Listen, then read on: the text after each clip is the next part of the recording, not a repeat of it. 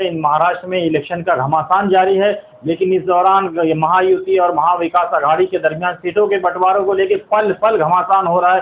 पल पल की खबरें बदल बदल के आ रहे हैं। इसी दौरान समाजवादी पार्टी जो महाविकास आघाड़ी और इंडिया अलायंस के साथ थी, उसके नेता अबू आसिम आजमी ने एक बड़ा बम फोड़ दिया, बड़ा खुलासा कर दिया। उन्होंने कहा कि अगर 5 सीट नहीं देंगे तो मैं पर अपने उम्मीदवार उतारूंगा। कि इससे पहले उनके 2 आमदार थे, भिवंडी से रईस शेख और गोवंडी से खुद अबू आसिम आजमी, लेकिन अब उनके तेवर सख्त हो गए। उन्होंने 5 सीटों पर दावा कर दिया है, नहीं दी गई। देखिए, समाजवादी पार्टी ने 12 सीटों की मांग किया है।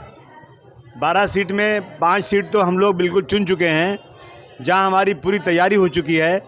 और मैं महाविकास आघाड़ी की जीत चाहता हूं, इसलिए महाविकास आघाड़ी में जो मैंने 5 सीटें चुनी हैं वो हमको चुन के हमारी आने वाली हैं। इसलिए इंतजार करूंगा, नहीं तो फिर मैं 20-25 सीटें लड़ाऊंगा। सब्सक्राइब करें और बेल आइकन दबाना ना भूलें।